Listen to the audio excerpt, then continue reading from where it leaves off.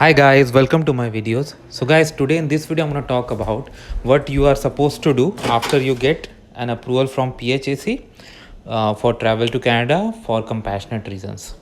So guys, there is a process to get approval from PHAC and not every case qualifies. Like you need to have a document, a form signed by a licensed healthcare professional.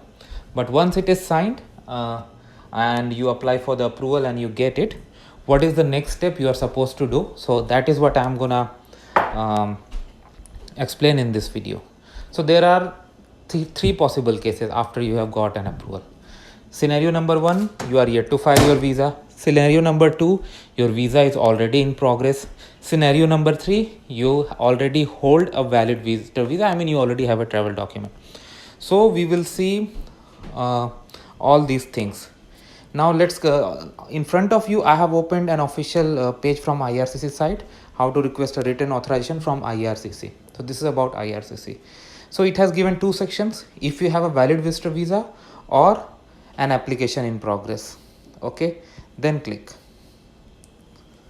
So if you come in this case, like if you already have a visa or your visitor visa application is in progress, what you can do, you can send an email for requesting approval along with the details they have specified. And if you scroll down this page, you see they have given a separate section for PHAC. If you are coming for compassionate reasons, when you have your authorization letter from PHAC, use COVID-19 PHAC as the subject line.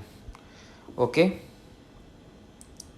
now if you go further down, what evidence to submit, here you have one for like compassionate reasons for PHAC. Now this is the most important section.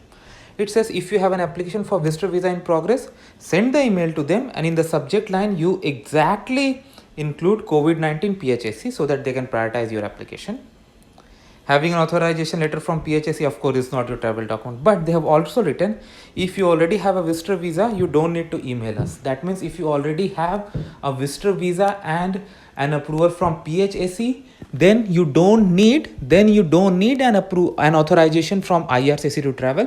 I mean, so you should have the PHAC approval and your valid travel documents like your visa. You should be authorized to come, then you can come. You don't need to seek any additional approval in that case. But if it is in progress, I mean your visitor visa is in progress, you can send them an email with this subject line and along with the information that they have described in this page, and also make sure the size of the email doesn't cross the limit, otherwise it will not be delivered. And then you can send an email to them and you can then they can work on your application. Okay, all right, so this is first case, two cases in fact. Now let's go back to if you need a visitor visa but haven't applied one yet. So this is third scenario. You are yet to apply for a visitor visa, but you have got the approval from PHAC. What you are supposed to do? So you have to apply online. Purpose of travel, you have to write this in choose other from the drop down and COVID-19 exactly in the description field, because this could be like system picked up. Evidence to submit is this: for compassionate reasons, include the authorization letter you got from PHAC with your visitor visa application. Okay, so you got to upload that authorization letter from PHAC. So again, I am summarizing the points. If you have got the approval from PHAC, that's the good thing. Then three cases. Case number one, you already have a visitor visa, you don't need any authorization from IRCC, you can get in. Case number two, it is in progress, send an email to them using the subject line as they have specified and we covered in this video. Case number three, you are yet to apply, then follow the method they have shown you and attach this evidence. And even in the second way, where you are going to send an email, again you need to attach that as proof along with other attachments and information they have asked, so that you send a complete email.